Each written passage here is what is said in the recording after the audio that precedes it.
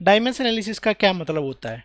Dimensional analysis का मतलब होता है किसी भी फिजिकल क्वांटिटी को फंडामेंटल की टर्म्स में लिखना, क्योंकि कोई भी फिजिकल क्वांटिटी है उसको फंडामेंटल की पावर्स में लिखा जा सकता है, और उसी में लिखने वाले मेथड को हम बोलते हैं डायमेंशनल एनालिसिस। ठीक है, देखो, the method of writing any physical quantity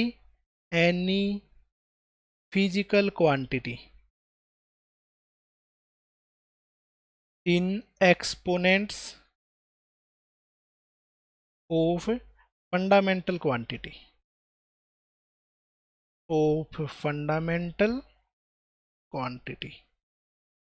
इस मेथड को बोला जाता है डायमेंशनल एनालिसिस।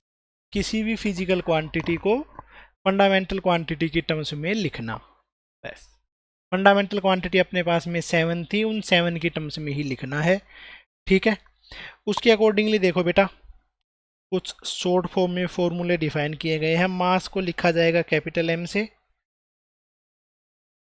लेंथ को लिखा जाएगा कैपिटल एल से, टाइम को कैपिटल टी से। ठीक है,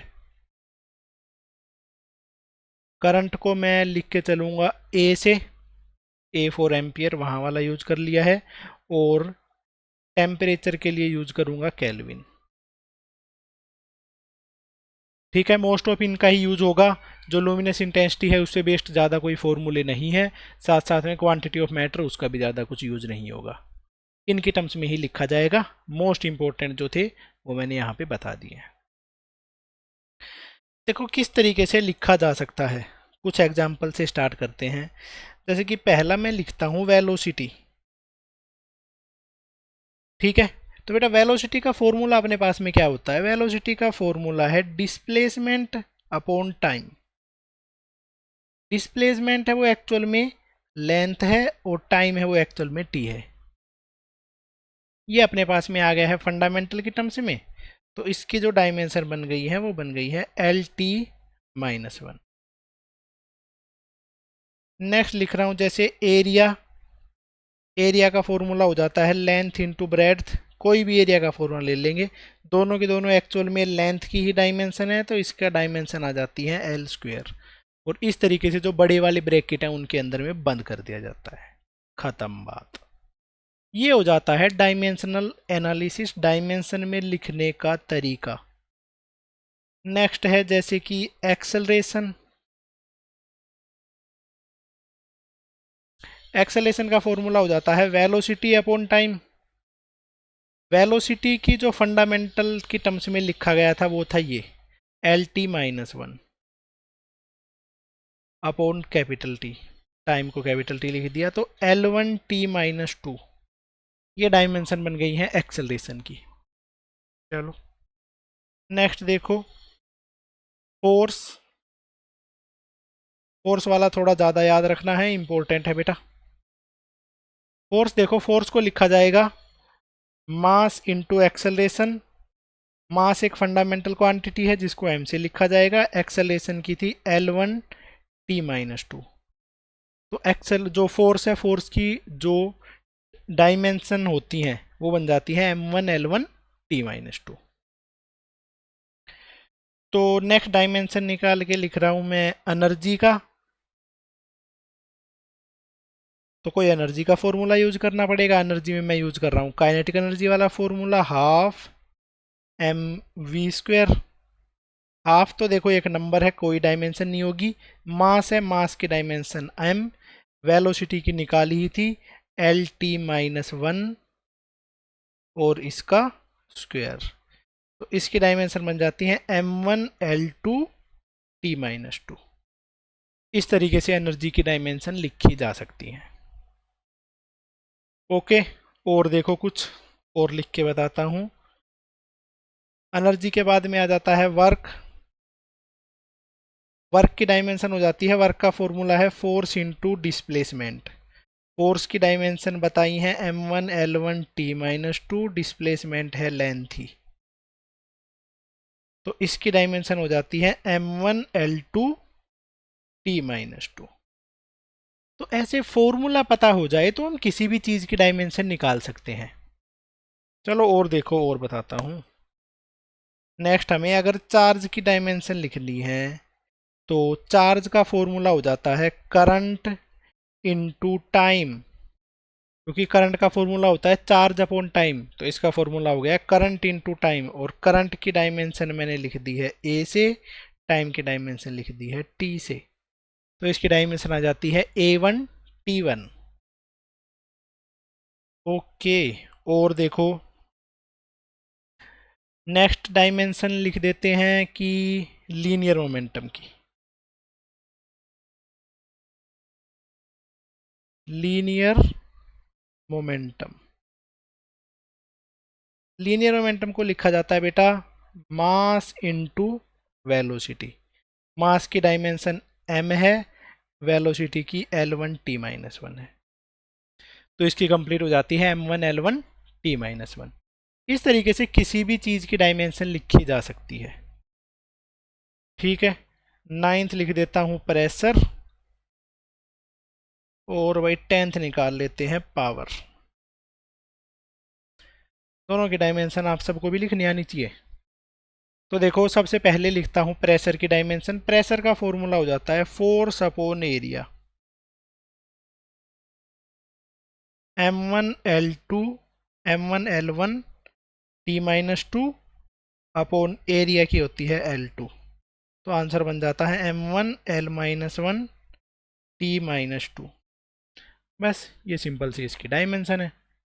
नेक्स्ट पावर की निकाल देते हैं। पावर का फॉर्मूला हो जाता है रेट ऑफ डूइंग वर्क या work done upon time taken, M1L2T-2 upon T, तो M1L2T-3, ये बन गई है पावर की डायमेंशन।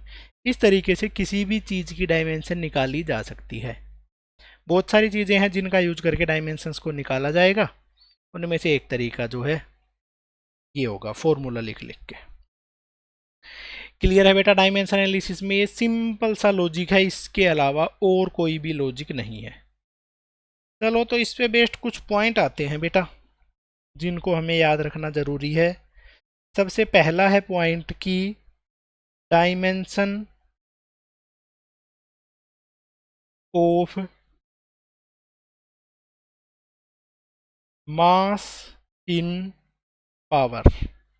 ये लो भाई, पावर का फॉर्मूला लिखा, इसके फॉर्मूले के अंदर में मास की डायमेंशन क्या है ये पूछ ले, इसको कैसे बताओगे? ये एक टाइप से नोट नहीं भाई, एग्जाम्पल है।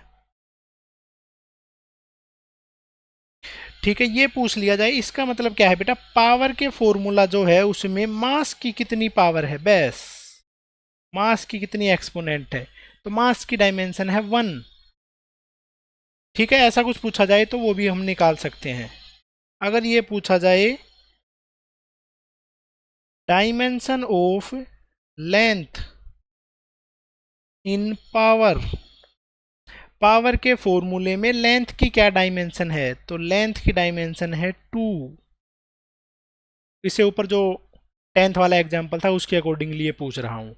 अगर नहीं गिवन होता तो पावर की डायमेंशन निकालनी पड़ती, फिर मास और लेंथ की जो एक्सपोनेंट है वो चेक करते। क्लियर है? बस यही कंसेप्ट यूज होगा। अब लिखते हैं नोट, ना जो नोट रह गया था वो। बेटा जितने भी न्यूमेरिकल कांस्टेंट होंगे उनकी कोई भी डायमेंशन नहीं होगी। All numerical constant, numerical constant must be dimensionless. जितने भी न्यूमेरिकल कांस्टेंट होंगे वो डायमेंशनलेस होंगे। जैसे कि एनर्जी का फॉर्मूला है उसमें आता है ½ mv², यहाँ पे जो हाफ है वो है बेटा डायमेंशनलेस। डायमेंशनलेस को लिखा जाएगा M0L0T0। ठीक है, क्योंकि सबकी ही पावर 0 है तो इसका मतलब है उसकी वैल्यू आ जाएगी 1। तो 1 भी लिख सकते हैं, डायमेंशनलेस को ऐसे भी लिख सकते हैं। तो जितने भी न्यूमेरिकल कांस्टेंट होंगे सब के सब डायमेंशनलेस होंगे। यहाँ पे बात हो रही है न्यूमेरिकल कांस्टेंट, सिर्फ कांस्टेंट नहीं बोला है, कांस्टेंट में ग्रेविटेशनल कांस्टेंट भी होता है जिसकी डायमेंशन होती है, जिसकी डायमेंशन एग्जिस्ट करती है। ठीक है। नेक्स्ट अपने पास में है सेकंड, कि all trigonometric ratio, trigonometric ratios are dimensionless. जितने भी बेटा ट्रिग्नोमेट्रिक रेशियो होंगे सबके सब डायमेंशनलेस होंगे। Sine theta, cos theta, tan theta, secant theta, cosecant theta, cot theta, सबके सब डायमेंशनलेस होंगे। तो अपने पास में sine theta, cos theta, tan theta, सबके सबकी डायमेंशन लिखी जाएगी। तो m0 l0 t0 लिख सकते हैं, या सबकी डायमेंशन 1 लिखी जा सकती है। और ऑल्सो यहाँ पे लिखने वाला जो थीटा है उसकी डायमेंशन भी ये है। साइन के अंदर जो एंगल है यहाँ पे जो है वो भी डायमेंशन लेस ही होगा। डन है ये बात। नेक्स्ट है इसके बाद में नंबर थर्ड, कि एक्सपोनेंट, एक्सपोनेंशियल, एक्सपोनेंट नहीं बेटा, एक्सपोनेंशियल, एक्सपोनेंट भी बोल सकते हैं, आर डायमेंशनलेस।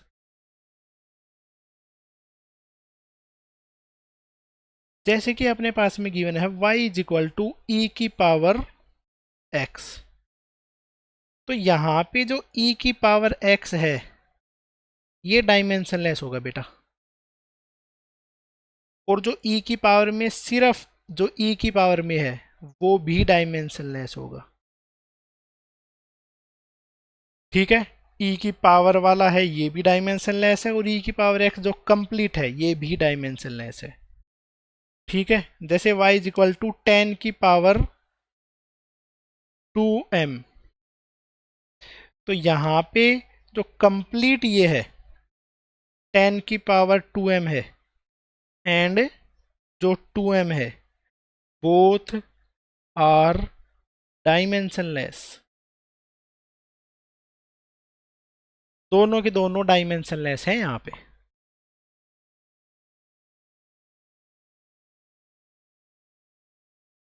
ठीक है। तो इस चीज का ध्यान रखना। ठीक है। हाँ, इसमें एक और एग्जांपल देता हूँ, देखो भाई। ठीक है। m यहाँ पे कुछ कांस्टेंट था, मीटर के लिए यूज नहीं हो रहा। जैसे कि मैं अगर बोल देता हूँ y is equal to 20 metre per second. अब इस केस में y की अगर डायमेंशन पूछी जाए तो बेटा y की डायमेंशन यहाँ पे ये वाली चीज डायमेंशनलेस नहीं है। ठीक है। ये अपने पास में वेलोसिटी को रिप्रेजेंट कर रहा है, जिसको लिखा जा सकता है L1 t-1, जो कि 20 मीटर पर सेकंड एक वेलोसिटी है, जिसका यूज करके y की डायमेंशन आ जाएगी L1 t-1। फोर्थ पॉइंट है वो लिखते हैं बेटा, एक्सपोनेंशियल तो लिख लिए हैं। Logarithmic function, logarithmic function are dimensionless. जो लोग वाले फंक्शन है वो सारे के सारे डायमेंशनलेस होंगे। जैसे कि for example y is equal to l n के एक्स, लोग के अंदर में के एक्स लिखा हुआ है, तो यहां पे हियर जो लोग के अंदर लिखा है ना के एक्स इज डायमेंशनलेस। और साथ साथ में बेटा जो कंप्लीट है एल एन के एक्स ये भी डायमेंशनलेस है।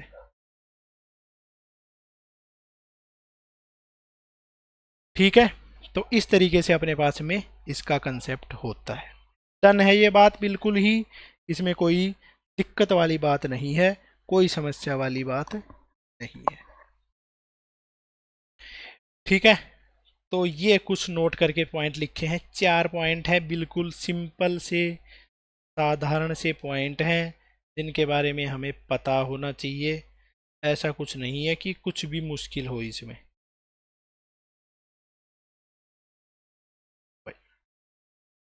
इसके बाद में देखो करते हैं डायमेंशनल एनालिसिस है उसकी क्या एप्लीकेशन है। ठीक है भाई, एप्लीकेशन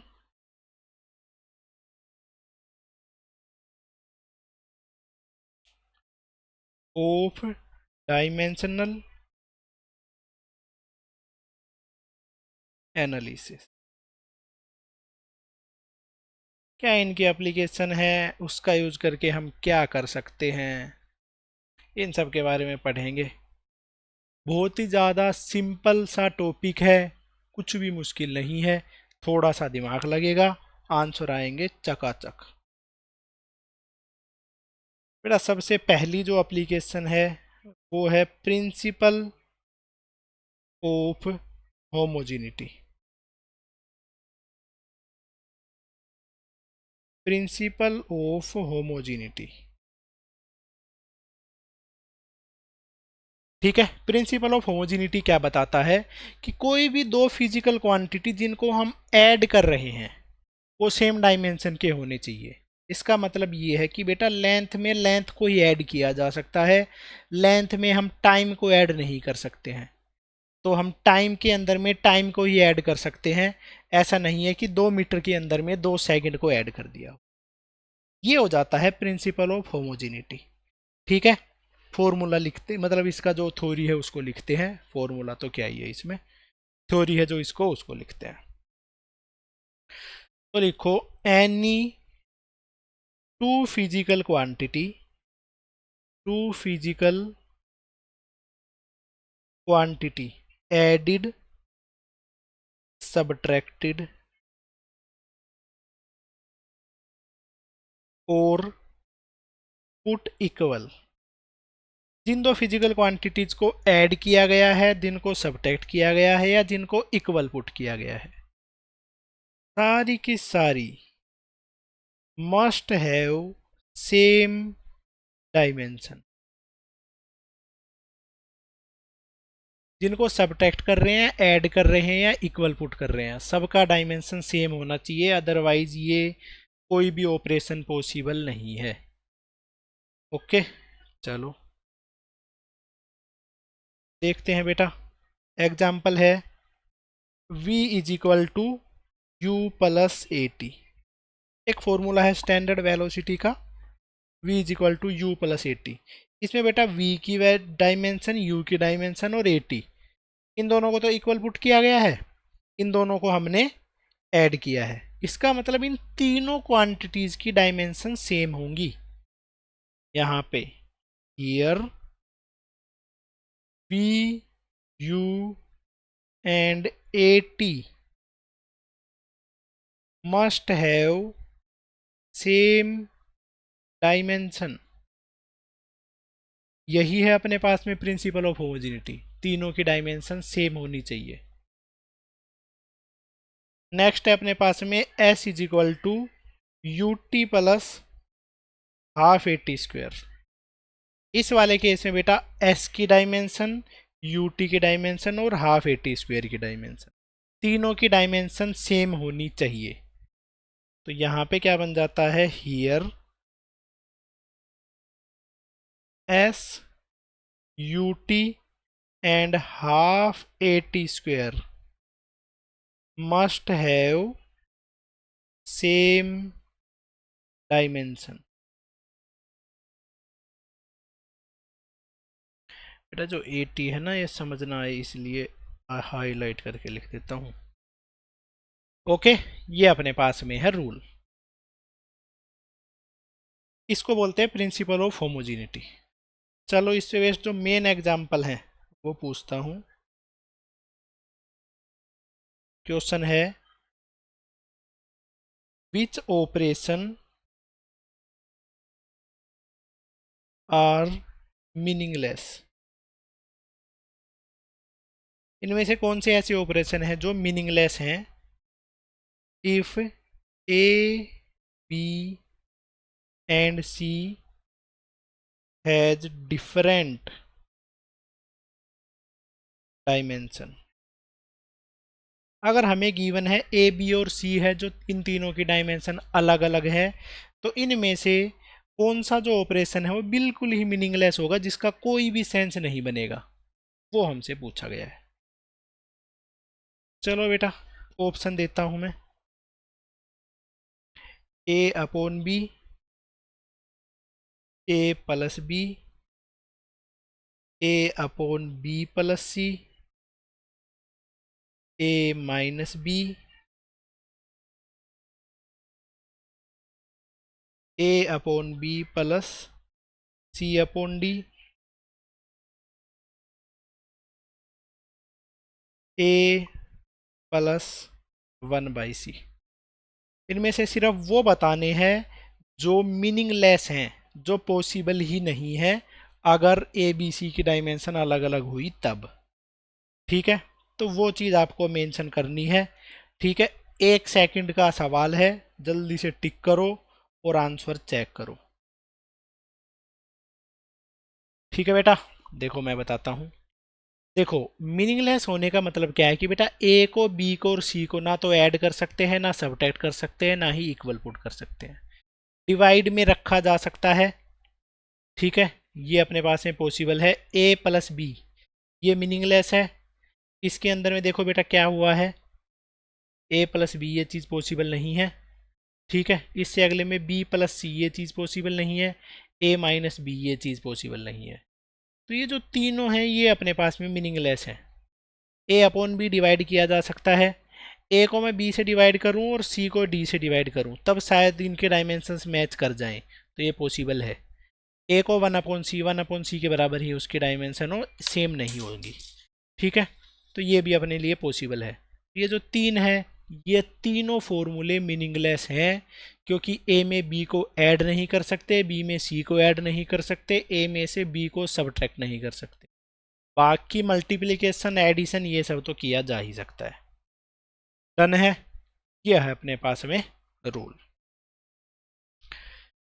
नेक्स्ट है बेटा अगला एग्जाम्पल।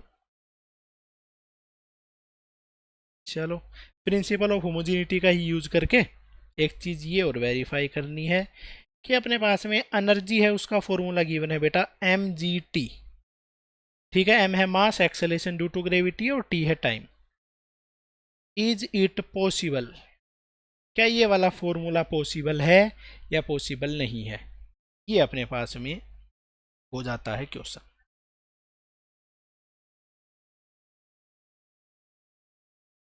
प्रिंसिपल ऑफ होमोजेनिटी का यूज करके ही इसको सोल्व करेंगे बेटा। देखो लेफ्ट हैंड साइड है उसकी डायमेंशन निकालते हैं। एनर्जी की डायमेंशन याद करने के लिए बोला गया है एनर्जी और फोर्स की m1 l2 t-2। Left hand side की डायमेंशन ये है। राइट हैंड साइड में बेटा m तो है मास, g है acceleration due to gravity, acceleration की डायमेंशन होती है ये, और टाइम की डायमेंशन है t। तो ये बन गया है m1 l1 t-1। तो लेफ्ट हैंड साइड की और राइट हैंड साइड की डायमेंशन सेम नहीं है, तो ये वाला फॉर्मूला नॉट पॉसिबल है। ये फॉर्मूला पॉसिबल नहीं है, ये फॉर्मूला बिल्कुल ही गलत है।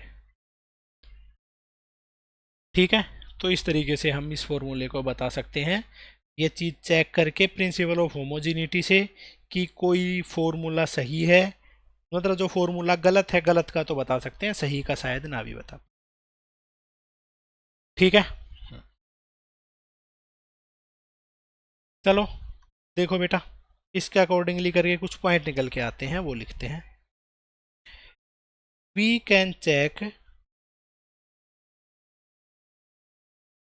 Can check correctness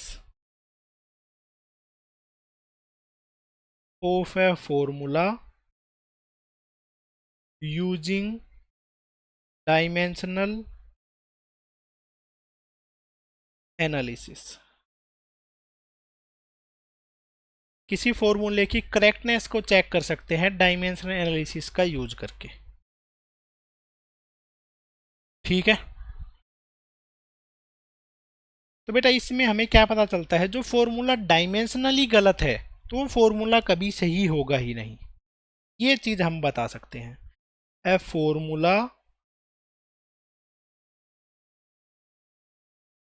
that is dimensionally, ऐसा फॉर्मूला जो डायमेंशनली इनकरेक्ट है,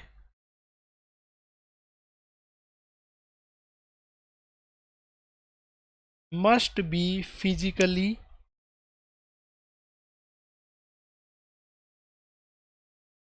इनकरेक्ट। जो फॉर्मूला डायमेंशनली गलत है तो वो फिजिकली गलत है ही है, ये अपने पास में इससे रूल बन जाता है। एक बेटा इसमें नोट करके भी लिखो, ठीक है। जो फॉर्मूला डायमेंशनली करेक्ट है वो फिजिकली करेक्ट हो भी सकता है, नहीं भी हो सकता, क्योंकि बेटा डायमेंशंस में भी अपने लिए कुछ लिमिटेशन है, जैसे कि एनर्जी का formula half m v square, ठीक है। तो एनर्जी के फॉर्मूले को हम एम वी स्क्वेयर लिख देंगे तो वो तब भी डायमेंशनली करेक्ट है, बट एक्चुअल में फिजिकली करेक्ट नहीं है, ठीक है। तो ये और लिख लो, ए फॉर्मूला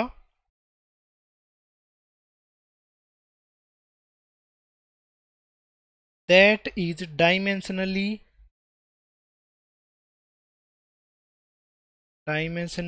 करेक्ट मे और may not be physically correct.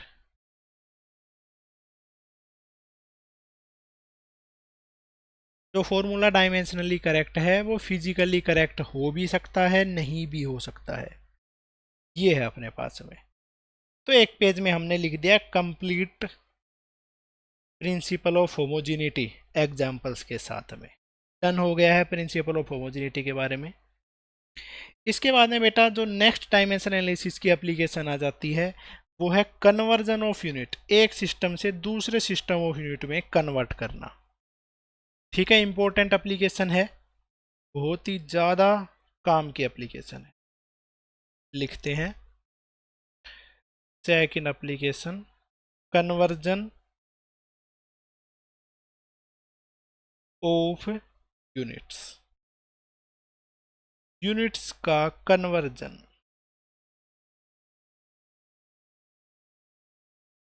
ठीक है। पहले इसके बारे में थोड़ा सा लिख लेते हैं, इसके कोरस्पॉन्डिंग टॉपिक क्या है। Any physical quantity, any physical quantity can be written as, कोई भी फिजिकल क्वांटिटी है बेटा उसको इस तरीके से लिख सकते हैं, n into u is equal to constant, numerical value into unit दोनों की मल्टीप्लाई करेंगे तो मिला के जो आएगा वो हो जाएगा हमेशा के लिए कॉन्स्टेंट। एन है अपने पास में उसमें न्यूमेरिकल वैल्यू,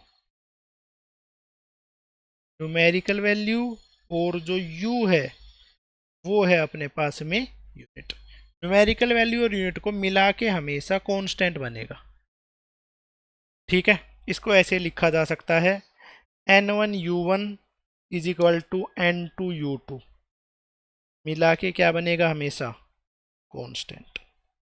एग्जाम्पल से समझाता हूँ, जैसे कि अगर 1 metre is equal to 100 centimetre लिखा जा सकता है, न्यूमेरिकल वैल्यू है और यूनिट के साथ में लिखा है 1 मीटर 100 सेंटीमीटर ही होता है। तो बेटा देखो फर्स्ट के केस में न्यूमेरिकल वैल्यू तो है 1 और उसकी यूनिट है मीटर, सेकंड केस में न्यूमेरिकल वैल्यू है 100 और उसकी यूनिट है सेंटीमीटर। इसका मतलब क्या है, जहाँ पे न्यूमेरिकल वैल्यू कम है उसके कोरस्पॉन्डिंग यूनिट ज़्यादा है, तो मीटर ज़्यादा है, मीटर बड़ी यूनिट है एज कम्पेयर टू सेंटीमीटर, और न्यूमेरिकल वैल्यू सेंटीमीटर के कोरस्पॉन्डिंग ज़्यादा है। तो यहाँ से पता चला है कि जो न्यूमेरिकल वैल्यू है that is inversely proportional to unit, जितनी बड़ी यूनिट होगी उतनी ही कम उसकी न्यूमेरिकल वैल्यू होगी। सिमिलरली जितनी बड़ी न्यूमेरिकल वैल्यू होगी उतनी ही छोटी उसकी यूनिट होगी। ये लो भाई, n is inversely proportional to u and u is inversely proportional to n, ऐसा होता है हमेशा से। और n और u कंबाइंडली अगर लिखेंगे तो वो मिला के क्या आएगा अपने पास में कांस्टेंट हमेशा।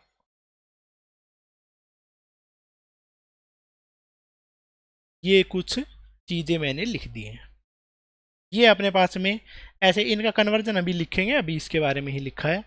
अब इसके अकॉर्डिंगली कुछ 3-4 ग्राफ बनते हैं, ठीक है। तो वो जो 3-4 ग्राफ बनते हैं वो सारे ग्राफ लिखता हूँ, इनके ग्राफ आपको बनाने हैं। तो भाई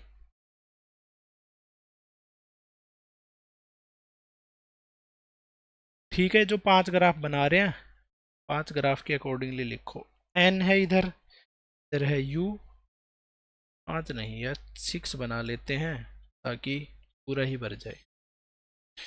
यू और n, 1/n, u n, 1/u, okay. N u और यू, एन यू और एन, इन सब के बीच में ग्राफ पर लोड करना है बेटा। दोनों तरफ में फिजिकल क्वांटिटी लिख रहा हूँ, एक तरफ एन है, एक तरफ यू है, एक तरफ 1/n, एक तरफ यू, एक तरफ एन, 1/u। इस तरीके से हमने लिख दिया है। इनका यूज करके, ठीक है, ऊपर जो दो फॉर्मूले लिखे हैं, एक फॉर्मूला लिखा है n u is equal to constant, एक n is inversely proportional to u, u is inversely proportional to n, ठीक है। इन दोनों के अकॉर्डिंगली ये सारे के सारे ग्राफ आपको प्लॉट करने हैं, ठीक है। वीडियो पॉज कर लो, अपने ग्राफ प्लॉट कर लो। अब मैं प्लॉट करके दिखाता हूं, देखो। न्यूमेरिकल वैल्यू और यू दोनों के बीच में इनवर्सली प्रोपोर्शनल का रिलेशन होता है, इनवर्सली प्रोपोर्शनल का ग्राफ ऐसे आता है। 1/n और यू, 1/n और यू दोनों डायरेक्टली प्रोपोर्शनल हैं।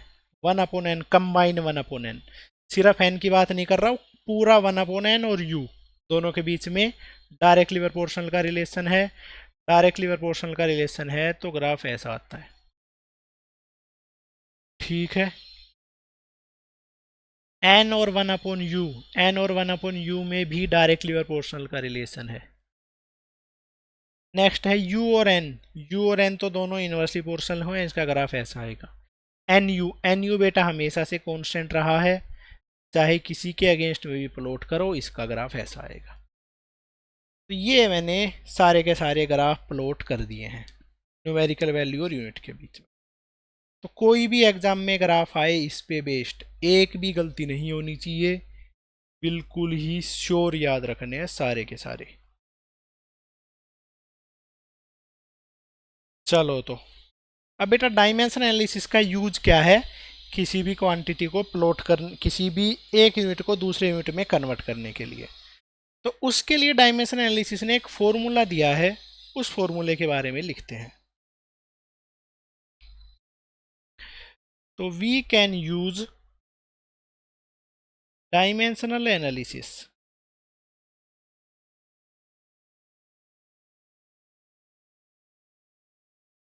We can use dimensional analysis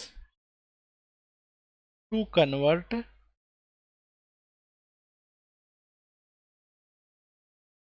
one system of unit to another system of unit।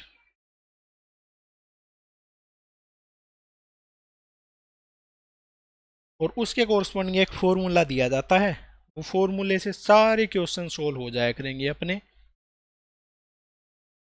To convert a physical quantity, a physical quantity of dimension m की power x, l की power y और t की power z from 1 unit u1 to unit u2, एक unit से दूसरे unit में convert करना है यूजिंग फॉर्मूला। इसको लिखने के लिए जो फॉर्मूला होता है वो ये होता है बेटा, u1/u2 इज इक्वल टू, उसके बाद में ऐसे ऐसे ब्रैकेट बना लेंगे, उसकी बेटा जो डायमेंशन थी एक्स, एम की पावर थी एक्स, एल की पावर थी वाई और टी की पावर थी जेड। इनकी पावर में लिखेंगे। ठीक है, ये जो मास है इसकी यूनिट लिखेंगे m1 upon m2, L1 upon L2 और T1 अपॉन T2। ये फॉर्मूला है, ये हमेशा याद रखना है हमें। इसी फॉर्मूले का यूज करके हम कन्वर्जन किया करेंगे वन सिस्टम ऑफ यूनिट से अनदर सिस्टम ऑफ यूनिट्स में। और इसके अलावा हमें कोई फॉर्मूला नहीं चाहिएगा कभी भी किसी भी सिचुएशन में। No other formula is required. कर देता हूं इस फॉर्मूले को डन चुटकियों के हिसाब से। तो भाई कन्वर्ट 1 न्यूटन इनटू डायन। 1 न्यूटन को डायन में कन्वर्ट करना है। बेटा न्यूटन के बारे में थोड़ी सी तारीफ करी जाए और थोड़ी सी डायन की तारीफ करी जाए। डायन की तो कोई तारीफ कर भी नहीं सकता है वैसे, बट न्यूटन की तो कर सकते हैं। न्यूटन का मतलब है बेटा ये है SI unit of force. Newton जो है वो एसआई यूनिट है फोर्स की, और जो डायन है वो है सीजीएस यूनिट ऑफ फोर्स। डायन जो है वो है सीजीएस यूनिट ऑफ फोर्स और न्यूटन है वो है एसआई यूनिट ऑफ फोर्स। तो बेटा एक सिस्टम ऑफ यूनिट से दूसरे सिस्टम ऑफ यूनिट में कन्वर्ट कर रहे हैं, और किसको कन्वर्ट कर रहे हैं? हम कन्वर्ट कर रहे हैं फोर्स को। ठीक है, तो भाई पहले तो फोर्स की डायमेंशन थी। फोर्स की डायमेंशन लिखेंगे m1 L1 T-2। उसके बाद में अपना जो फॉर्मूला है वो लिखेंगे U1 upon U2 is equal to M1 upon M2। Copy कर देता हूँ ऊपर से डायरेक्ट, तुम लिख लो बेटे। तुम्हारी नोटबुक में ऐसा कॉपी पेस्ट का ऑप्शन नहीं है तो तुम्हें लिखना ही पड़ेगा।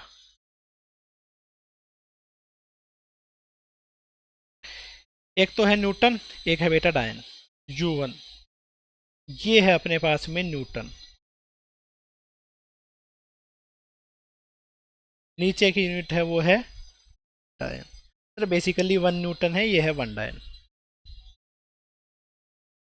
ऊपर वाला जो सिस्टम लेके चल रहा हूं मैं एसआई सिस्टम है, मतलब ऊपर में जितनी भी चीज लिखेंगे सब कुछ एसआई में लिखेंगे। ये वाला जो मास है ये भी एसआई में, लेंथ है ये भी एसआई में, टाइम है ये भी एसआई में।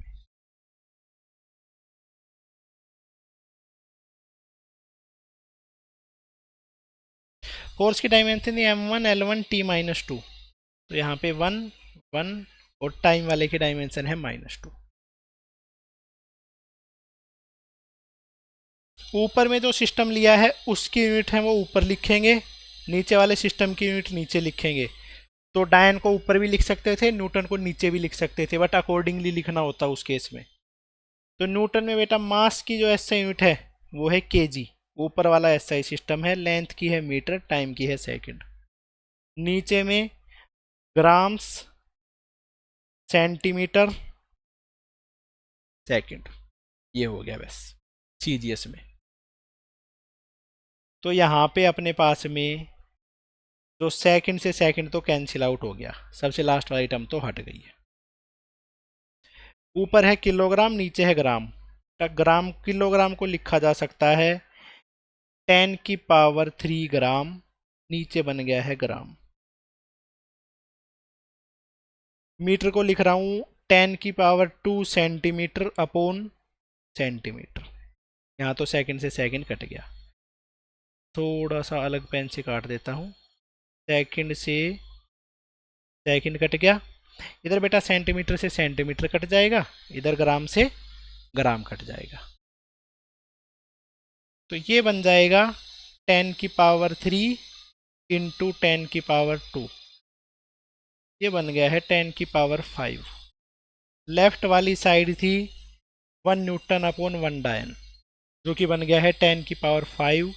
क्रॉस मल्टीप्लाई कर लेंगे तो 1 न्यूटन इज इक्वल टू 10⁻5 डायन। ये अपने पास में फॉर्मूला निकल के आ गया। 1 डायन भी निकाल सकते हैं, 10⁻⁻5 न्यूटन। सिंपल सा तरीका है बेटा, ठीक है, लप्पू सा सचिन है बेटा। इसी चीज का यूज करके हमें सोल्व करना है, कुछ भी इसमें मुश्किल नहीं है। चलो सिमिलर टाइप का एक और क्वेश्चन है, उसको भी ट्राई करते हैं।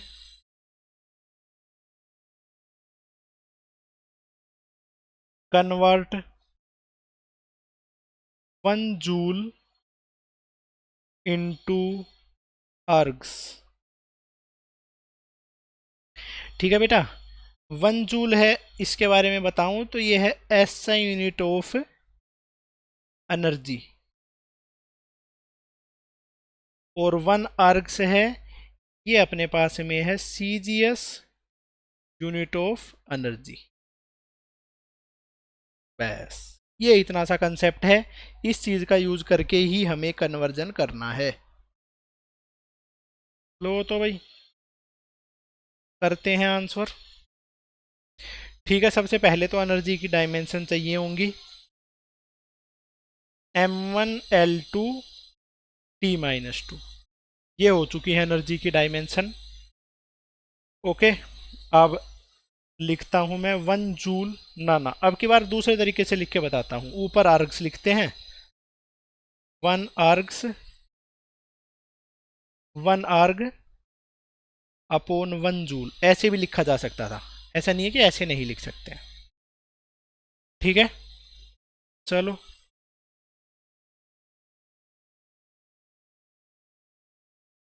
एक बार मास लिखेंगे, एक बार लेंथ लिखेंगे, एक बार टाइम लिखेंगे। मास की पावर 1, लेंथ की पावर 2, टाइम की पावर -2। ठीक है, ध्यान रखना ये मास है, लेंथ, टाइम, ऊपर वाली डायमेंशन से भी याद आ जाएगा। प्रॉपर फॉर्मूला भी लिख के देख सकते हो, कोई दिक्कत नहीं है। अब देखो बेटा, मास की एसआई यूनिट की बात करें तो एसआई यूनिट में लिख रखी है नीचे, इस फॉर्मूले में जूल मैंने लेफ्ट में लिख दिया था, सॉरी नीचे वाले में लिख दिया था डिनोमीटर में, तो जूल डिनोमीटर में लिखा है, तो एसआई वाला पूरा सिस्टम डिनोमिनेटर में ही है, तो इसको लिख दिया केजी मीटर सेकंड, डन। ऊपर वाला है CGS, gram centimetre second, done. Last वाला सेकंड से सेकंड कैंसिल आउट, ग्राम अपॉन किलोग्राम, तो ग्राम अपॉन 10⁻³ ग्राम,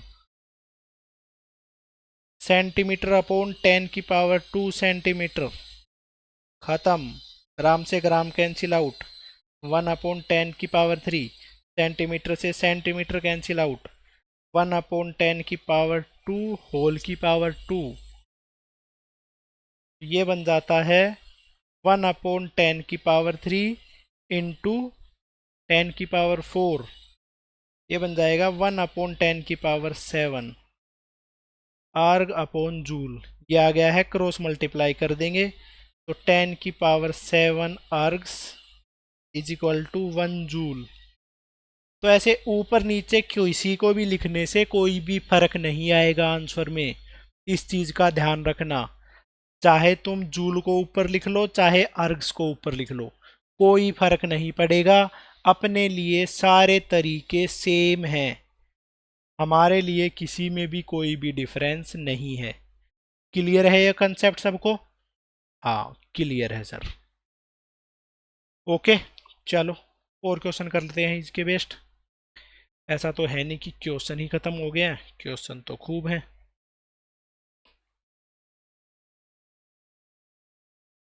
ठीक है, तो देखो नेक्स्ट क्वेश्चन करते हैं। In a new system of unit, एक नया सिस्टम ऑफ यूनिट बनाया है, उसमें देखो क्या है, the unit of mass is 10 kg। एक नया सिस्टम है, उसमें मास की जो यूनिट है वो है 10 kg, and unit of length is 2 metre, and unit of time is 1 minute. Length की यूनिट थी वो 2 मीटर है और टाइम की यूनिट है वो है 1 मिनट। ओके,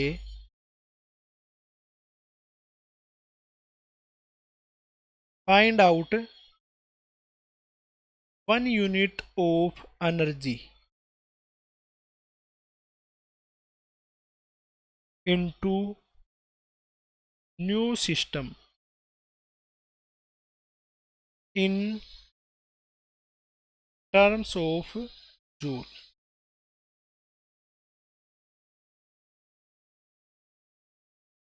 ये है बेटा अपने पास में क्वेश्चन। ठीक है, क्वेश्चन को पढ़ो और एक बार ट्राई करो।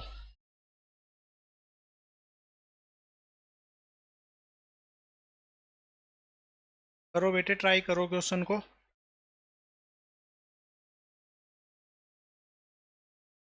वीडियो को पॉज करके क्वेश्चन को ट्राई करो।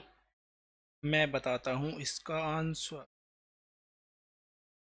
इस क्वेश्चन का आंसर आ जाएगा, अपने पास में वही फॉर्मूला है u1/u2 is equal to m1/m2 L1/L2 और T1/T2। इसकी पावर है x, इसकी पावर है y, इसकी पावर है z। ठीक है, तो यहाँ पे हम एनर्जी के बारे में लिख रहे हैं, तो एनर्जी की डायमेंशन होती है m1L2 T-2। ठीक है, तो इसके अकॉर्डिंगली इसकी वैल्यूज लिखेंगे।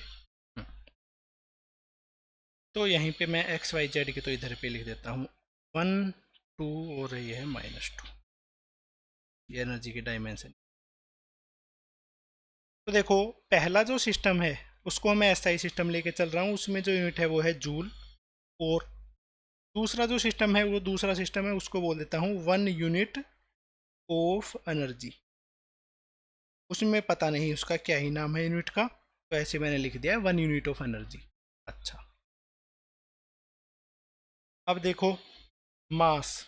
एसआई यूनिट में जो मास है वो है किलोग्राम। नए सिस्टम है उसके अंदर में जो मास है उसकी एस से उसकी जो यूनिट है वो गिवन है 10 kg। लेंथ के बारे में, एसआई यूनिट में जो लेंथ है वो है मीटर। नया जो सिस्टम है उसमें गिवन है लेंथ की यूनिट है 2 मीटर, तो उसमें लिख दिया है 2।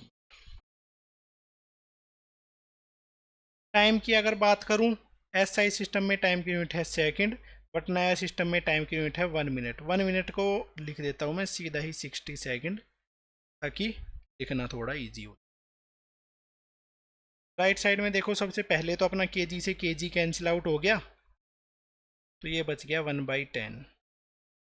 नेक्स्ट अपना जो मीटर है, मीटर से मीटर कैंसिल आउट हो गया, ये बच गया 1/2 का स्क्वायर जो कि बनेगा 1/4। इधर तक में कोई दिक्कत नहीं है। इसके बाद में सेकंड से सेकंड कैंसिल आउट हो गया, ये बच गया है 1/60 की पावर -2। ये तो इधर सोल्व कर दिया, 60 की पावर -2 हो जाएगा 60 का स्क्वायर 1/40 इंटू 3600, जो कि अपने पास में बन जाता है 90। ये लो, वही लेफ्ट साइड और राइट साइड दोनों सोल्व करके आ गई।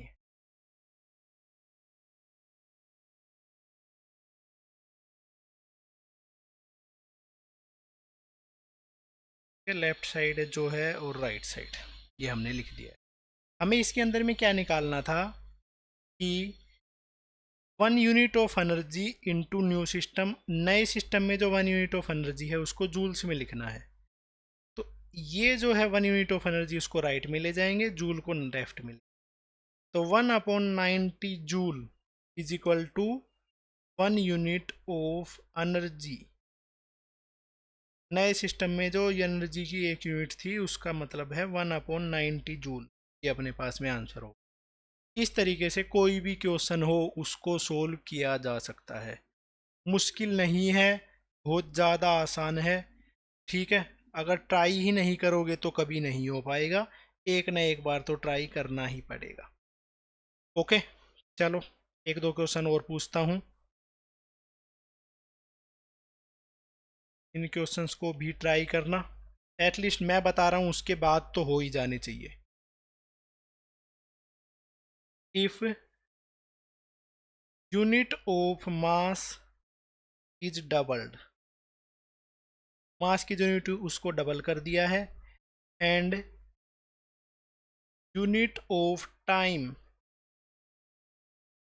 Is halved,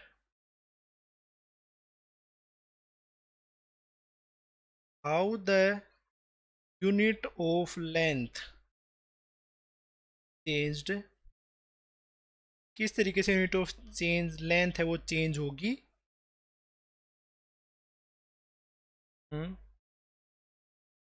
if force become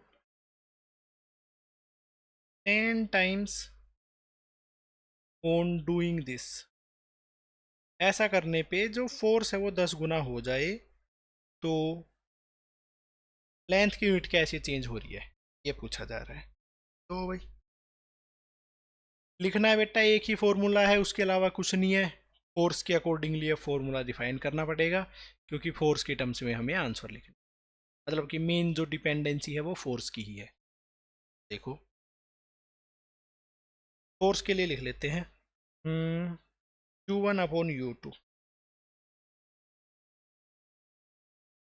M1/M2, L1/L2, T1/T2, क्योंकि फोर्स की डायमेंशन याद है M1L1T-2, M1L1T-2, XYZ ना लिख के सीधा ही फोर्स की डायमेंशन में लिख दिया। देखो बेटा ऊपर वाला जो स्टैंडर्ड है उसके बारे में कुछ नहीं बता रखा, तो ऐसा ही सिस्टम मान लेते हैं। ऊपर वाले में फोर्स को मान लिया है न्यूटन में, मास लेंथ और टाइम लिख रहा हूं। देखो मास है अपने पास में बेटा केजी में, लेंथ है मीटर में, टाइम है अपने पास में सेकंड में। ठीक है, देखो अब क्या हुआ है, unit of mass is double, mass की यूनिट है वो डबल हो गई है, पहले मास की यूनिट केजी थी तो अब हो गई है 2 kg के। Unit of time is half, पहले टाइम की यूनिट थी सेकंड, अब हो गई है सेकंड/2, ऐसा लिख देता हूं मैं। ठीक है, और लेंथ की यूनिट हमें नहीं पता है, लेंथ की यूनिट मैंने मान ली है x, L2 की जगह पे x पुट कर दिया है, और फोर्स है वो 10 गुना हो चुका है, तो पहले अगर 1 न्यूटन था अब हो चुका है 10 न्यूटन। यहाँ तक का डन है बेटा। न्यूटन से न्यूटन कैंसिल होगा तो ये बचेगा 1/10, इसके बाद ये बचेगा केजी से केजी कैंसिल होने पे 1/2, m मीटर/x। ठीक है, नीचे सेकंड से सेकंड कैंसिल होगा तो 2 ऊपर चला जाएगा, 2⁻², तो 2⁻², को लिख देंगे 1/4, 1/2 m/x 1/4, इधर है 1/, तो m/8x = 1/10, क्रॉस मल्टीप्लाई कर लेते हैं, तो बेटा 8x बन गया है 10m, x की वैल्यू हो गई है 10 मीटर/8, तो हो चुका है 5/4 मीटर। तो जो लेंथ की यूनिट थी वो पहले मीटर थी, अब क्या हो चुकी है 5/4 metre, means unit of length become 5/4 times, तो लेंथ की यूनिट है वो 5/4 टाइम्स हो गई है। ऐसे लिखा जा सकता है, बताओ जरा, था कुछ भी मुश्किल इसमें? नो सर, बिल्कुल भी मुश्किल नहीं था। डन कर दो इस क्वेश्चन को, ऐसे ही करना है बस, और ऐसे ही ट्राई किया करो, कहाँ मुश्किलों में पड़े रहते हो।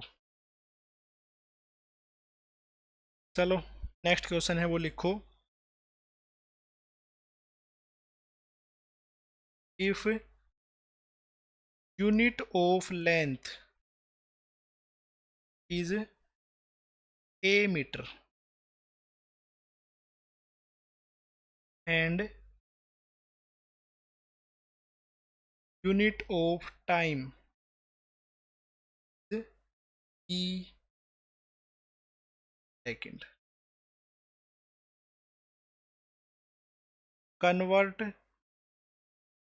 Speed of light into new system of units, नए सिस्टम ऑफ यूनिट्स में स्पीड ऑफ लाइट की कितनी वैल्यू होगी, ये लिखना है। तो बेटा स्पीड ऑफ लाइट होती है 3 × 10⁸ मीटर पर सेकेंड, बट 3 × 10⁸ ये अपने लिए प्रॉब्लम क्रिएट कर सकता है, क्योंकि इसका कोई भी फॉर्मूला हमने नहीं पढ़ा है। हमने जो फॉर्मूला पढ़ा है उतने का ही हम यूज करेंगे, क्योंकि जितना हमारे में दिमाग होता है उतना ही हम चलाएंगे, ज़्यादा दिमाग कभी भी नहीं दौड़ाएंगे। ठीक बात है, इतनी सी ही बात है। लो फिर भाई, तो हम कन्वर्ट करते हैं 1 to 1 में। तो U1/U2 SI सिस्टम में यूनिट है वो है 1 मीटर पर सेकेंड, नए सिस्टम में है 1 यूनिट। डायमेंशन लिखते हैं, लेंथ जो अपने पास में स्पीड ऑफ लाइट है उसकी डायमेंशन हो जाएगी लेंथ अपॉन टाइम L1t-1। तो L1t-1 ये है लेंथ, लेंथ SI यूनिट में मीटर है और अपने नए सिस्टम में है A मीटर, टाइम है SI यूनिट में सेकंड, नए सिस्टम में B सेकंड। तो ये बन चुका है 1/A इंटू 1/B⁻⁻1, मीटर से मीटर कट गया, तो ये बन गया B/A, 1 metre per second upon 1 unit. तो 1 मीटर पर सेकेंड बन जाता है E/A यूनिट्स। बस कोई प्रॉब्लम ही नहीं है। स्पीड ऑफ लाइट को कन्वर्ट करना है तो इसको मल्टीप्लाई कर देता हूँ मैं 3 × 10⁸ मीटर पर सेकेंड से, राइट साइड में बन जाएगा 3 × 10⁸ E/A यूनिट्स। यही होता है स्पीड ऑफ लाइट। बस ये आंसर आ गया। इस तरीके से क्वेश्चन आएंगे तो ऐसे ही सोल्व करना है, और इसके अलावा अपना जो एक्स्ट्रा दिमाग है वो यूज़ नहीं करना है, अपने दिमाग का प्रॉपर यूज़ करना है। आगे जाके इम्पोर्टेंट क्वेश्चंस में, सिंपल क्वेश्चंस में नहीं लगाना है अपना दिमाग। बस ये हो जाता है answer.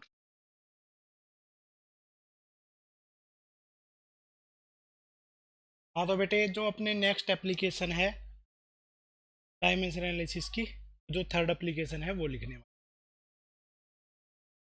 To determine formula of a physical quantity, किसी फिजिकल क्वांटिटी का फॉर्मूला डिटरमाइन करना, ये अपने पास में है नेक्स्ट एप्लीकेशन। ठीक है, तो देखो एक एग्जांपल से स्टार्ट करते हैं सीधा ही, क्योंकि एग्जांपल के अकॉर्डिंगली ही अपने लिए थोड़ा सा रहेगा और उसी तरीके से इसको। ठीक है, लेट फोर्स एफ, अपने पास में कोई फोर्स है F, depend on mass, speed and radius. हमें किस तरीके से पता चल गया है कि जो फोर्स है वो डिपेंड करता है मास पे, स्पीड पे और रेडियस पे। अब हमें कैलकुलेट करना है उस फोर्स का फॉर्मूला क्या होगा। देखो बेटा फोर्स जो है उसका फॉर्मूला बन जाएगा मास की पावर x, स्पीड की पावर y और रेडियस की पावर z। इस तरीके से उसका कोई फॉर्मूला बनेगा। फॉर्मूले के साथ में कुछ कांस्टेंट भी आएगा, बट उस कांस्टेंट की कोई डायमेंशन नहीं होगी, उसको डिटरमाइन भी हम नहीं। ओके, तो अब दोनों साइड के डायमेंशन लिखेंगे। जैसे फोर्स है, फोर्स की डायमेंशन होती है m1 L1 t-2। Right side में है मास, m की डायमेंशन तो m ही हो गई। नेक्स्ट है स्पीड, स्पीड की डायमेंशन होती है LT-1। और नेक्स्ट है रेडियस, उसकी डायमेंशन हो जाती है, रेडियस एक लेंथ ही होती है। अब देखो इसको और ओपन करके लिख देता हूँ, m की पावर x, l की पावर y, 2t की पावर -y और l की पावर हो गई है z। इस तरीके से इसको लिख दिया है, पावर को मल्टीप्लाई करके लिख दिया है। तो मास की पावर बन गई है x, l की पावर बन गई है y + z और टाइम की पावर बन गई है -y। लेफ्ट साइड में m की पावर 1, l की पावर 1, t की पावर, इस तरीके से लिख देना है। उसके बाद में इसकी जो पावर होगी उसको कंपेयर कर ले, कंपेयर एक्सपोनेंट्स। इनके जो एक्सपोनेंट्स हैं उनको कंपेयर कर ले रहा हूँ। जैसे मास की पावर 1 है, यहाँ पे है x, तो 1 = x, तो x की वैल्यू तो सीधी है। नेक्स्ट है लेंथ की पावर है 1, वहाँ पे है लेंथ की पावर y + z। ठीक है, टाइम की पावर है, इधर है -2, उधर है -y। इसका मतलब जो y है उसकी वैल्यू आ जाएगी 2। तो x की वैल्यू आ गई है 1, y की वैल्यू आ गई है 2। अब इसी को ही इस लेफ्ट वाली के उसमें पुट कर देता हूँ। 1 = y की पावर वैल्यू, तो z हो जाएगा 1 - मतलब कि -1। एक्स वाई और z तीनों की वैल्यू आ गई है। x की वैल्यू है 1, y की वैल्यू है 2 और z की वैल्यू है। इसका मतलब है जो फोर्स है, जो अपना मेन फॉर्मूला लिखा था, फोर्स है उसको लिखा जा सकता है मास की पावर 1, वेलोसिटी की पावर 2 और आर की पावर, ये बन गया है फोर्स। क्योंकि एक्चुअल फार्मूला भी mv²/r ही होता है, कि सही फार्मूला बना है। ठीक है, तो इस तरीके से हम किसी भी फिजिकल क्वांटिटी का फॉर्मूला डिटरमाइन कर सकते हैं, अगर हमें पता है कौन सी चीज किस किस पे डिपेंड करती है तब। डन है, बिल्कुल सिंपल सा कंसेप्ट था बेटा, एकदम से सोल्व कर लिया है। इस पे वेट देखो, कुछ मुश्किल क्वेश्चन बताता हूँ। For example, let force mass, mass को हमने लिया है m, एंड स्पीड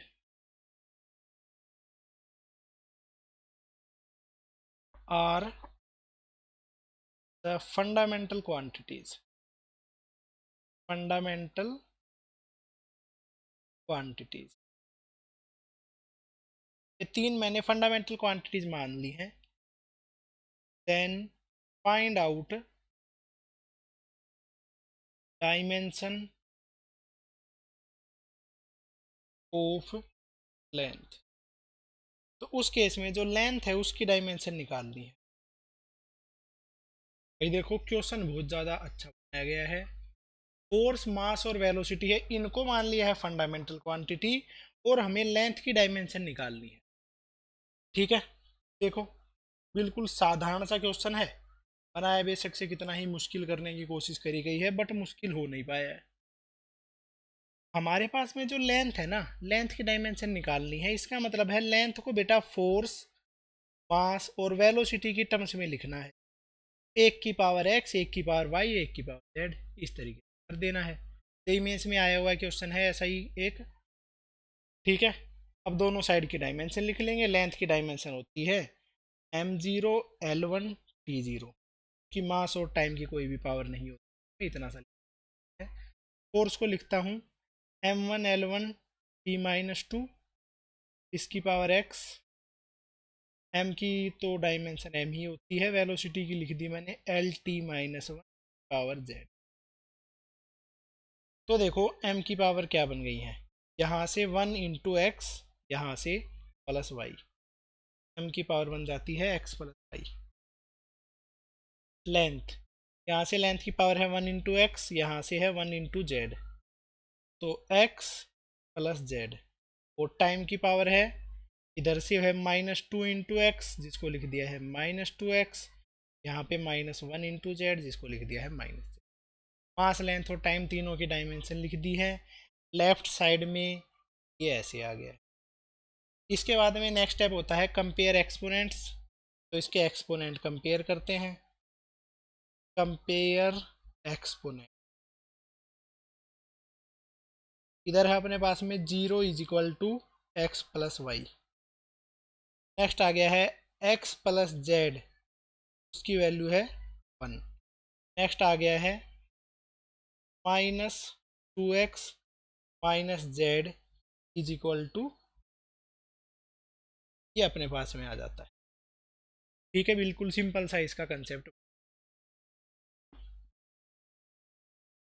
तो देखो बेटा, अब इसके अंदर में इक्वेशन नंबर 1, 2 और 3, तीन इक्वेशन बन गई हैं। इसको इक्वेशन नंबर, इसको बोल, इक्वेशन नंबर 2 और 3 दोनों x और z की इक्वेशन है, तो इनको सोल्व करना इजी है। इक्वेशन 2 और 3 को ऐड कर दो, दोनों का तो सॉल्यूशन आ जाए। इक्वेशन नंबर 2 + 3, लेफ्ट साइड में है x प्लस जेड, इधर है -2x -z, तो सम करेंगे तो आ जाएगा -x। ठीक है, प्रॉपर दिखा देता हूँ। x प्लस जेड है इसकी लेफ्ट साइड, उसकी लेफ्ट साइड है -2x -z, राइट साइड है 1 + 0, तो z से z कैंसिल आउट हो गया, और x में से -2x किया तो आ गया है -x = 1, x की वैल्यू आ गई है 1। ठीक है, अब इसको यहाँ पे पुट कर देता हूँ तो उससे z भी निकालेंगे। वेट वेट वेट, क्या आया है, इसको यहाँ पे पुट करूँगा, -1 + z = 1, तो z की वैल्यू आ जाएगी 2, ये भी आ गया। अब इक्वेशन नंबर 1 से y निकाल लेता हूँ, 0 = -1 + y, यहाँ से y की वैल्यू आ जाएगी +1, तो x y और z ये आ चुके हैं। इसके अकॉर्डिंगली अगर जो डायमेंशन है उसको लिखेंगे, L = फोर्स की पावर को मैंने लिखा था x, मास की पावर को मैंने लिखा था y, और वेलोसिटी की पावर को मैंने लिखा था z। ये आ गया है, ये लो हमने डायमेंशन निकाल ली है लेंथ की। इससे ज़्यादा आसान कोई क्वेश्चन नहीं होगा, इस तरीके से इस क्वेश्चन को करना है। एक और क्वेश्चन करते हैं इसी पे बेस्ड बेटा। अगला जो क्वेश्चन है उसको देखो और लिखो। क्वेश्चन थोड़ा सा मुश्किल है, PYQ में आया हुआ है, करना जरूरी। इफ वी अज्यूम, हम अज्यूम करते हैं ग्रेविटेशनल कांस्टेंट, ग्रेविटेशन कांस्टेंट, इसको G से लिखते हैं, प्लैंक्स कांस्टेंट, प्लैंक्स कांस्टेंट जिसको लिखा जाएगा H से, एंड स्पीड ऑफ लाइट इसको लिखा जाएगा C से। B फंडामेंटल, ये अपने पास में है फंडामेंटल को,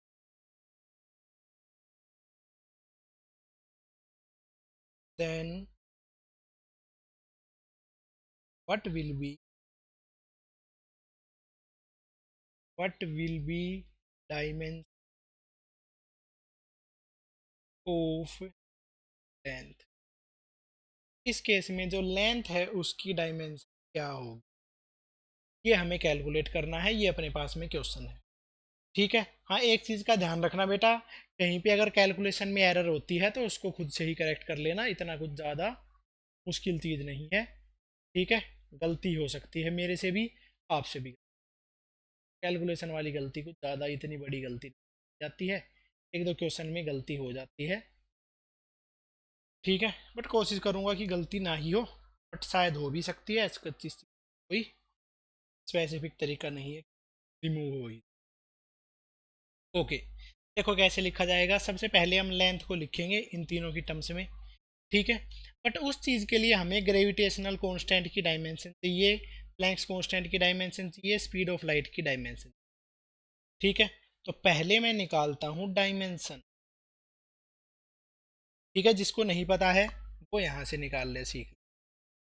सबसे पहली ग्रेविटेशनल कांस्टेंट की डायमेंशन निकालेंगे, तो बेटा ऐसा कोई हमें फॉर्मूला चाहिए जिसमें ग्रेविटेशनल कांस्टेंट आता हो। उसके लिए फोर्स का फॉर्मूला हो जाता है force = G m1m2/r², Newton's law of gravitation है ये। यहाँ से फोर्स की वैल्यू लिखी मैंने m1l1t-2, ग्रेविटेशनल कांस्टेंट ऐसे ही रह गया, दोनों मास है उनकी डायमेंशन मास ही रहेगी, रेडियस की डायमेंशन बन गई है l²। एक m से एक m कैंसिल हो जाएगा, तो ग्रेविटेशनल की डायमेंशन हो जाएगी m⁻⁻1 l⁻3 t⁻²। एक डायमेंशन निकाल ली है। दूसरी डायमेंशन निकालता हूँ प्लैंक्स कांस्टेंट की, प्लैंक्स कांस्टेंट जो कि h है। एनर्जी को मैं लिख सकता हूँ E = h/न्यू, एनर्जी की डायमेंशन है m1l2t-2 = h न्यू का मतलब है 1/टाइम। एच की डायमेंशन निकालने के लिए टाइम को लेफ्ट साइड में ले आएंगे। m1l2t-1, ये अपने पास में एच की डायमेंशन। नेक्स्ट है अपने पास में number third, speed of light. Speed light की भी निकालनी पड़ेगी क्या? l1t-, ऐसे लिख दी है सीधी। इस तरीके से हमने डायमेंशन लिख दी है। चलो तो बेटा अब करते हैं क्वेश्चन को solve. Solving the question. Length को लिख दिया है मैंने जी, एच और सी, इनकी पावर एक्स वाई जेड की टर्म्स में लिख दी है। ठीक है, अब इनकी डायमेंशन लिखते हैं। एल की डायमेंशन हो जाती है m0 l1 t0।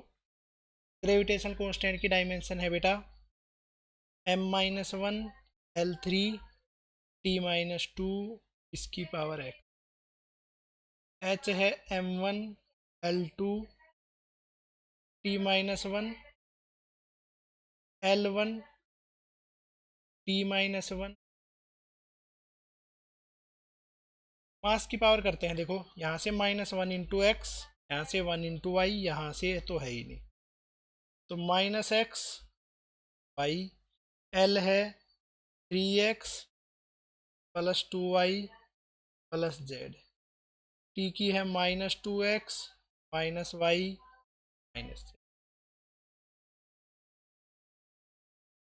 Left side की भी डायमेंशन लिख दी है, राइट साइड की। अब अगला स्टेप होता है कि एक्सपोनेंट्स को कंपेयर करना। Compare exponent.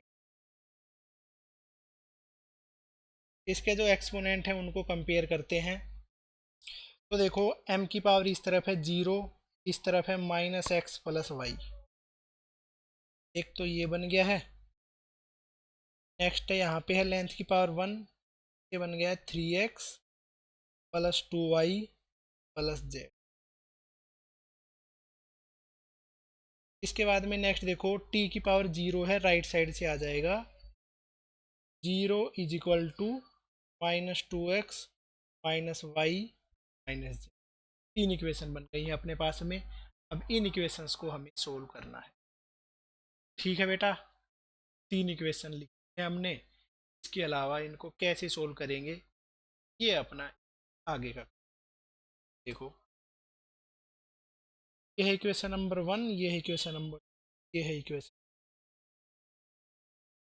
फर्स्ट वाली इक्वेशन से मैं x को लेफ्ट में ले जाऊंगा तो x is equal to y आ जाता है।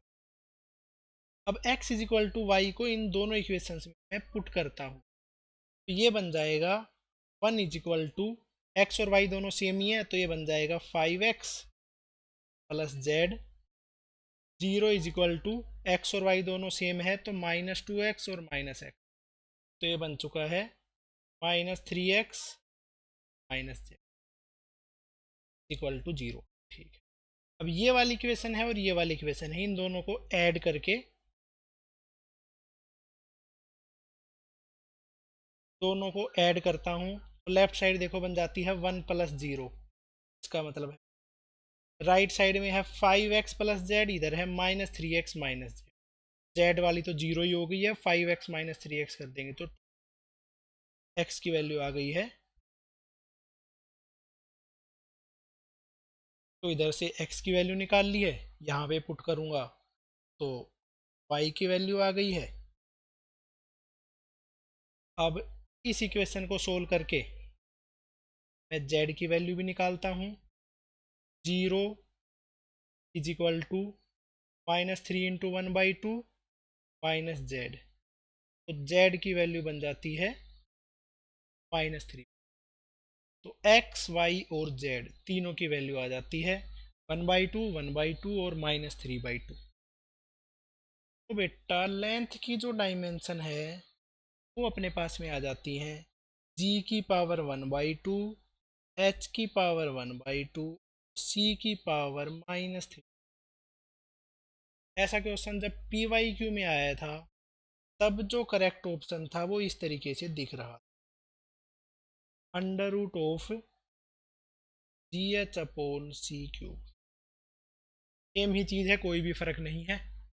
ठीक है, ऐसे इतना सही करना था, सिंपल सा क्वेश्चन है, कोई भी दिक्कत वाली बात।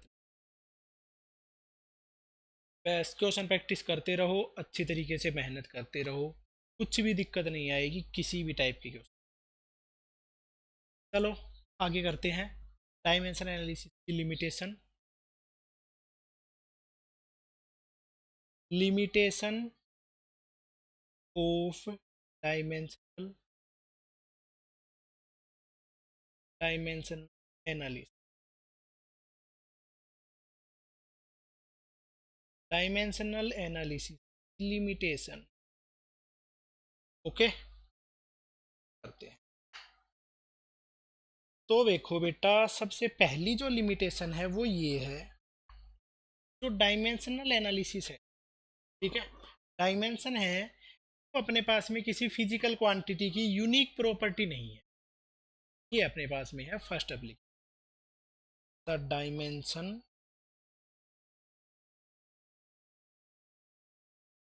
The dimension of a physical quantity, a physical quantity is note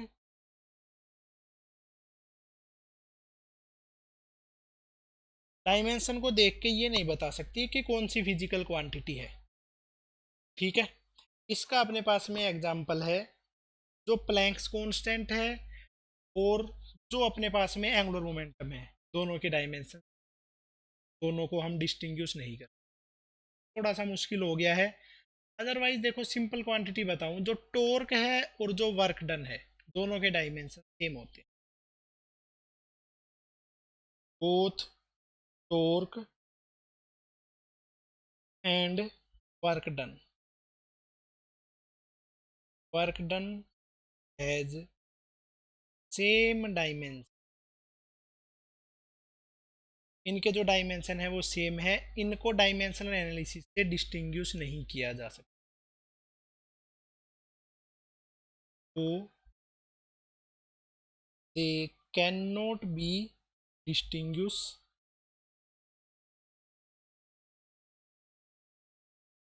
using dimensional analysis.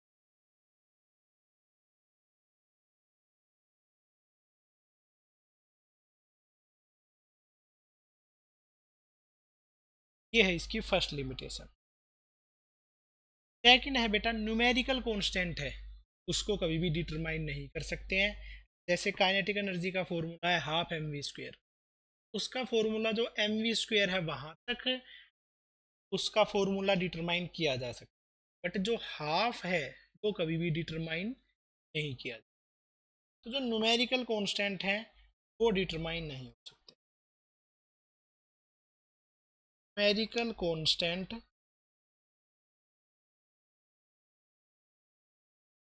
Can not be determined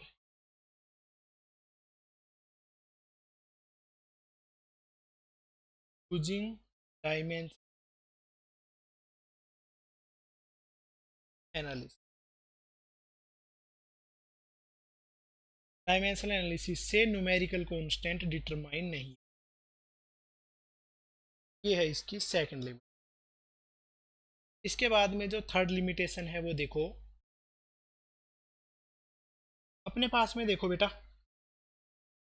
ये जो मेथड लगाया था फॉर्मूले डिटरमाइन करने वाला मेथड, इस मेथड में देखो जितनी भी क्वांटिटी है सारी मल्टीप्लाई में है और सारी पावर की टर्म्स में लिखी, बीच में कोई और सिंबल आ जाता है तब भी उसको डिटरमाइन नहीं किया जा सकता। एडिशन, सब्ट्रैक्शन, साइन, कोस, इन सब के लिए कोई भी रूल नहीं बताया गया है। तो ये देखो, the method of dimension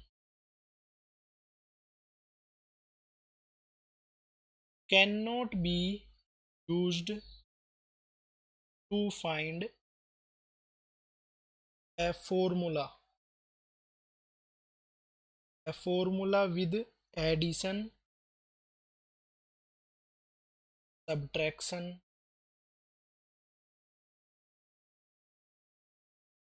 sine, cos,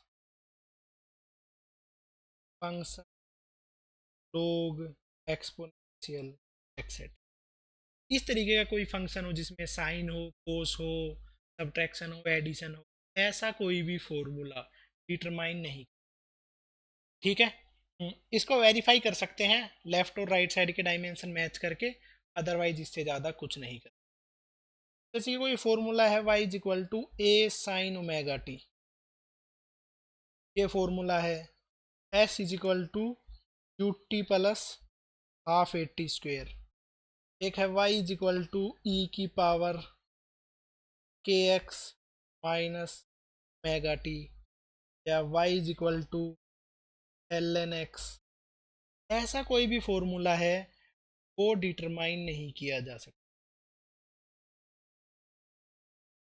can not be determine. हाँ, वेरीफाई किया जा सकता है लेफ्ट और साइड राइट साइड के डायमेंशन मैच कर, अदरवाइज कभी इसको डिटरमाइन नहीं कर सकते। ये फॉर्मूला हम ड्रॉ नहीं कर सकते हैं डायमेंशनल एनालिसिस का यूज कर। नेक्स्ट है नंबर 4। अब देखो, इससे ऊपर में हमने किए हैं बेटा, अपने पास में 3 इक्वेशन बनती हैं हर केस में, 1 2, मास लेंथ टाइम में ही रहता है, और 3 वेरिएबल ही सोल्व करे जाते हैं, एक्स वाई और जेड। किसी फॉर्मूले में अगर 3 से ज़्यादा वेरिएबल आ जाए तो फॉर्मूला भी डिटरमाइन नहीं किया जा सकता, बस वेरीफाई किया जा सकता। ठीक है। The formula that contain that contains more than 3 quantity, ऐसा फॉर्मूला जिसमें 3 से क्वांटिटी से ज़्यादा क्वांटिटी है, डिपेंड ऑन या dependence on more than 3 quantity, dependence ऐसे इतना ही, can not be determine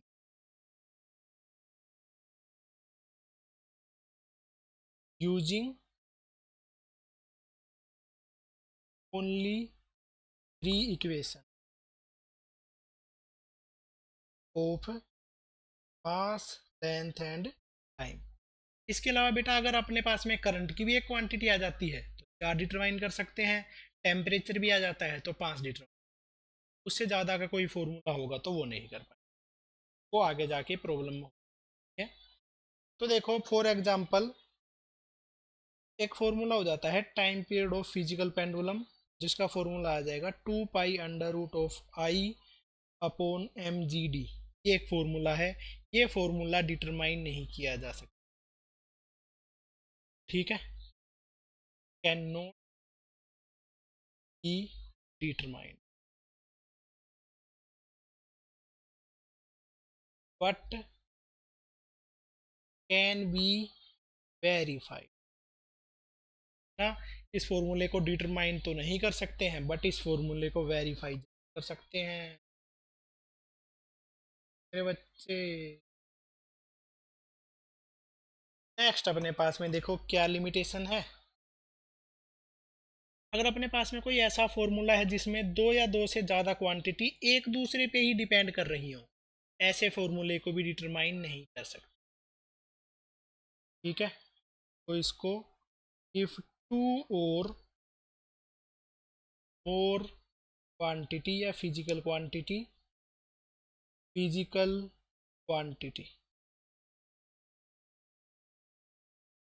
in a formula in a formula depend on each other, एक दूसरे पे डिपेंड करती हैं dimensionally.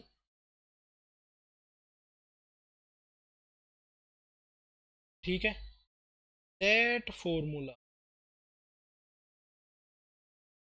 also cannot be determined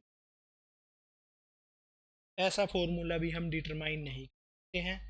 हाँ, अगर आ जाता है तो डायमेंशन पुट कर करके लेफ्ट और राइट साइड निकाल के उसको वेरीफाई किया जा सकता है। जैसे कि बेटा रेजिस्टेंस का फॉर्मूला हो जाता है रो एल बाई ए।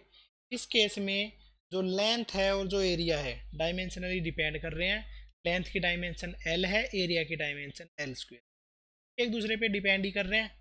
तो ये वाला फॉर्मूला भी डिटरमाइन नहीं किया जा सकता, कैन नो बी डिटरमाइन।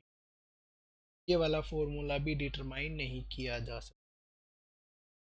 ठीक है, ये है अपने पास में डायमेंशन एनालिसिस की जो लिमिटेशन है। ठीक है, ठीक है बेटा, एक क्वेश्चन दिया हुआ है। ठीक है, अगर अपने पास में एनर्जी है, if energy as formula, energy का फॉर्मूला है U is equal to a x upon e plus x. Find out dimension of a into b square if जो अपने पास में है x length and U is, ये अपने पास में एक क्वेश्चन आ गया है। इस क्वेश्चन को आपको इसको सोल्व करने के लिए आपके पास में सिर्फ 1 मिनट है। ठीक है, खुद से ट्राई करना है, वीडियो को पॉज। देखो तो बेटा निकालते हैं इसकी डायमेंशन। U अपने पास में है एनर्जी। ठीक है बेटा, A इंटू बी स्क्वेयर की डायमेंशन निकालनी है। तो पहले B की डायमेंशन निकाले थे, क्योंकि B में X को ऐड किया गया है। इसका मतलब कि B की डायमेंशन वही है जो X की डायमेंशन है। B की डायमेंशन बिल्कुल सीधी सी आ गई। इस वाले फॉर्मूले को देखो मैं कैसे लिख सकता हूँ। U है एनर्जी m1l2 t-2, A है उसकी डायमेंशन हमें नहीं पता है, रूट एक्स की, L का रूट है मतलब L की पावर 1/2 है। नीचे B और X की तो सेम ही डायमेंशन है, दोनों तो लेंथ ही है, तो लेंथ लिख। तो यहाँ से L की पावर 1 है, यहाँ से 1/2 है, तो ये हो जाएगा A अपॉन L की पावर 2 m1l2 t-2। तो A की डायमेंशन अपने पास में बच गई है, L की ये 0.5 है, यहाँ से L की 2 थी, तो डायमेंशन बच जाती है m1, L की पावर है 2.5, T की पावर है। डायमेंशन निकालनी है A into b square, A into m1 L की पावर 2.5 T की पावर -2 0.5, और ये हो चुका है m1 T की पावर। बस ये हो गई ए बी स्क्वेयर की डायमेंशन। इतना सिंपल सा क्वेश्चन था। 4.5 जो है उसको 9/2 लिखा है तब। और देखो फॉर एग्जाम्पल अपने पास में एक फॉर्मूला है y is equal to a sine omega t minus की x. Here x is position and t is time. Find out dimension